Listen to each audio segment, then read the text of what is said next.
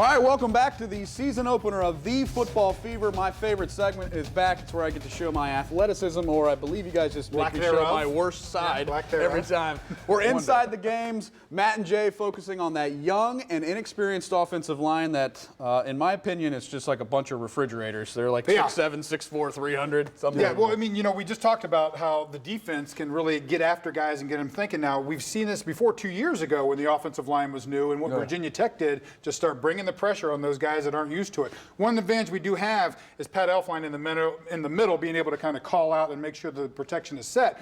But one disadvantage I think that we're going to have until we see what happens is Mike Weber going to be as good as Ezekiel Elliott picking up the blitz, because he was excellent at it. The man at that. Still very good at it. So we're going to show you kind of what that running back has to do. Jay's going to be our middle linebacker or outside linebacker coming on the blitz. That side right there here. You go. There you and go, so America. the key for this, because offensive, running backs, they just want the ball. They don't want to really block anybody. They don't want to get their face dirty. No, so when Jay comes, his intention is to go right over me. A lot of times those linebackers, they don't want to put a move on. It's a smaller guy, just run right over him, take him back, sit him in the quarterback's lap a lot of times.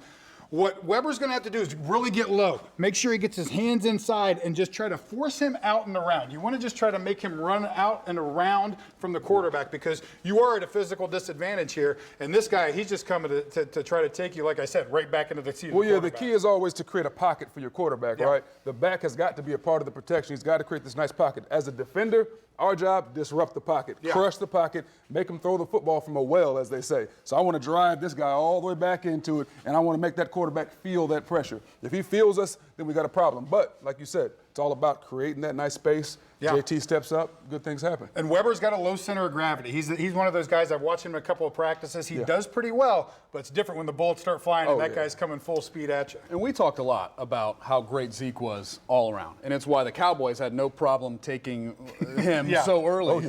But Weber, that's going to be, we'll see what happens. Curtis Samuel, any better? I mean, is he a better option? As far as blocking, I don't know. I think Weber's your guy. Weber's your guy. All right, let's head back to our guys at the stadium, where Clay has more on the journey of one former Buckeye who is now making it big in the NFL. Clay? Yeah, you were talking about all those draftees. We want to keep up with those guys because people still, feel they were so important, to the program. The dozen who just signed, amounting to $111 million plus. Now that Bose is in the fold as well. Today we're going to Houston to catch up with the quarterback turned receiver, Braxton Miller. Braxton made the well-publicized jump from quarterback to receiver, but he certainly brought his playmaking ability with him. We'll never forget the spin move in Blacksburg. In Houston, he joked his mentor is the playbook. Took the rookie minicamp OTAs to actually, understand the concepts and the formations and the whole terminology, everything, the words. So it took a little toll on us when we first got here, but, it's starting to pick up fast. Miller says the speed of the game is not that much different, but coverage schemes are new. There are times when he just relies on the skills that got him here. Being an athlete all my life, just playing all positions growing up, just playing quarterback for 4 years, just took away from being an athlete. But, just going back to my old days, it's feeling good being out there making plays. Braxton Miller now in the same town as his former offensive coordinator, Tom Herman, who led the Houston Cougars to a 12-1 record as a rookie head coach last season. He how much a competitor I am and how much, football means to me. So, he's always by my side. The Texans will open the season September 11th, hosting the Chicago Bears. Yeah, we've got keys and final thoughts. Braxton left his impression. Oh, absolutely. I think he is the most nationally recognized player as a Buckeye that never won a Heisman, for sure. All right, much more to come. We'll close it out from the banks of the Olentangy. Fellas, back to you. Thank you, guys. Now it's time for a special report from inside the stadium. Ben Buchanan sets the scene at the Shoe. Ben?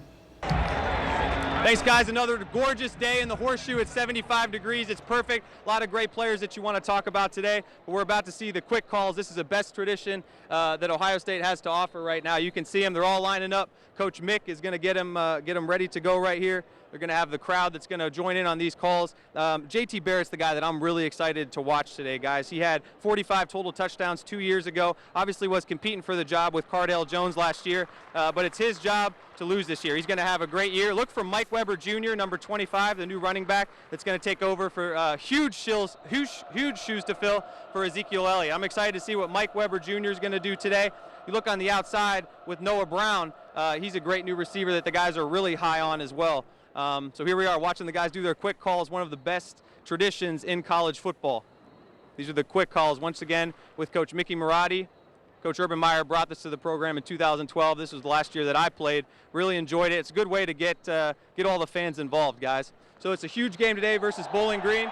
Bowling Green, obviously the MAC champions, 2 out of the last 3 years. They've won the MAC East 5 years in a row. I think they're too much. I think Urban Meyer and the guys are too much for the MAC champs from Bowling Green. Going to be a good game for Ohio State today, guys. Look for them to come out strong.